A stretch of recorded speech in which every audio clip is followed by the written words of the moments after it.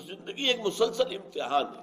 سب سے پہلے انسان کی فطرت اور عقل کا امتحان ہے. سلیم الفطرت انسان ہے، سلیم العقل ہے، اللہ کو پہچان لے گا. یہ پہلا امتحان ہے. پھر اللہ کو پہچان کر ثم استقاموا، پھر اس پر استقامت، یہ عملی امتحان ہے. اللہ کو مانا ہے تو اس کا ہر حکم ماننا ہے. اللہ کو مانا ہے تو جس چیز سے اس نے روک دیا ہے رک جانا ہے. اللہ کو مانا ہے تو جو اس نے حکم دیا پورا کرنا ہے، چاہے گردن کٹ جائے. یہ ہے استقامت، اور یہ عملی امتحان ہے. تو یہاں فرمایا وَلَقَدْ فَتَنَّا الَّذِينَ مِن قَبْلِهِمْ، ہم نے تو ہمیشہ آزمایا جو بھی آیا. حضرت ابراہیم کے بارے میں آیا کہ نہیں آیا؟ فَإِذِ ابْتَلَىٰ إِبْرَاهِيمَ رَبُّهُ بِكَلِمَاتٍ فَأَتَمَّهُنَّ.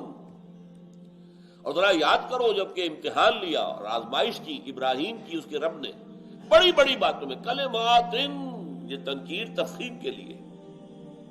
فاتمہن، وہ ان تمام امتحانوں میں کامیاب ہوا.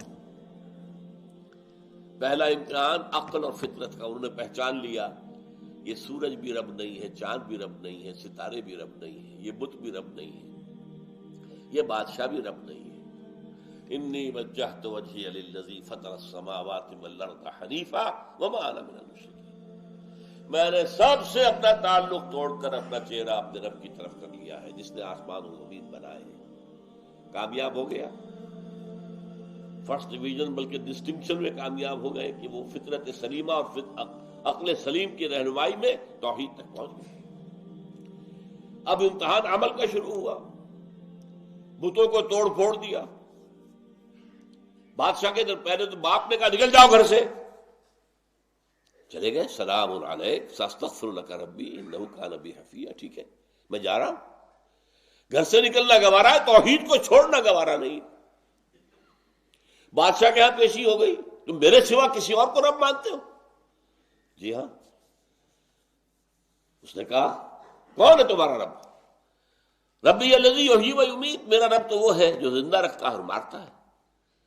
بادشاہ بھی تھا بڑا کج بحث. انا احیی و امیت، میں بھی مارتا ہوں زندہ رکھتا ہوں. کہیں جیل میں 2 قیدی تھے، ان کو بلایا.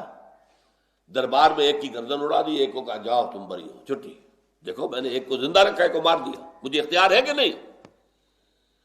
اب حضرت ابراہیم نے آنکھوں میں آنکھیں ڈال کر وہ جو جس کو کہا ہے افضل الجہاد کلمۃ حق عند سلطان جائر، ایسے بادشاہ خوخار بادشاہ کے سامنے کھڑے ہو کر حق کی بات کہنا بہت بڑا جہاد ہے. ان ربی یات شمس من المشرق فات بها من المغرب. اچھا ٹھیک ہے، میرا رب سورج کو مشرق سے نکالتا ہے، تو مغرب سے نکال کر دکھا. فبہت الذی کفر، تو وہ جو کافر تھا مبہوت ہو گیا، وہ بغلے جھانکنے لگا کہ اب کیا کرے، کوئی جواب نہیں. پھر کہا گیا اچھا آگ جلاؤ، آگ کا الاؤ جلاؤ، پھینک دو اس کو اس میں. ان کا خیال تھا کہ جب دیکھے گا آگ جل رہی ہے اور مجھے گرا دیں گے تو پھر یہ 14 طبق روشن ہو جائیں گے، کہہ دے گا کہ میں باز آیا، میں ایک خدا کو ماننے سے اب تائب ہوتا ہوں، میں سب خداؤں کو مانتا ہوں. لیکن نہیں، بے خطر کود پڑا آتش نمرود میں عشق. عقل ہے محو تماشائے لب بام بھی. اللہ نے اس آگ کو ان کے لیے گلو گلزار بنا دیا. پھر اپنا گھر چھوڑا، بار چھوڑا، وطن چھوڑا، ہجرت کی. انی مہاجر الی ربی سیہدین. سب سے آخری، سب سے بڑا، سب سے مشکل کٹھن امتحان کب ہوا ہے؟ 100 برس کی عمر.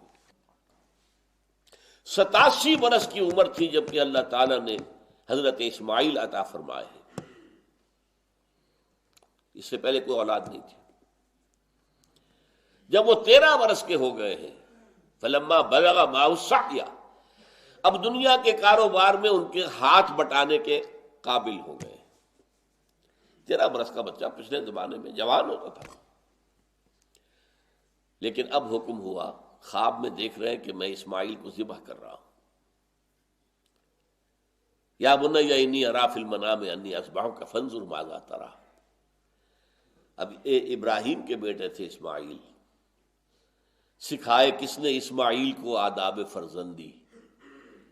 یا ابت افعل ما تؤمر ستجدنی انشاءاللہ من الصابرین. بیان کر گزریے جس کا آپ کو حکم ہو رہا ہے، انشاءاللہ آپ مجھے صابر پائیں گے. یہ آخری امتحان تھا. چھری چلائی ہے لیکن چھری چلی نہیں.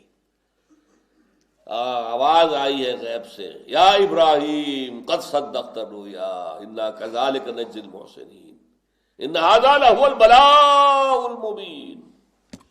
اے ابراہیم تم نے اپنا خواب سچا کر دیا، اب آگے کی ضرورت نہیں ہے ہمیں. اور یقیناً یہ بہت بڑی آزمائش تھی. میں نے ایک مضمون لکھا تھا فلسفہ حج پر، اس کے یہ الفاظ مجھے بہت پسند آئے، خود قلب سے نکل گئے. یہاں پر ممتحن کی بس ہو گئی ہے، جو امتحان لینے والا تھا اس کی بس ہو گئی ہے کہ بس بس بس بس بس. جس کا امتحان لیا جا رہا تھا اس نے بس نہیں کی.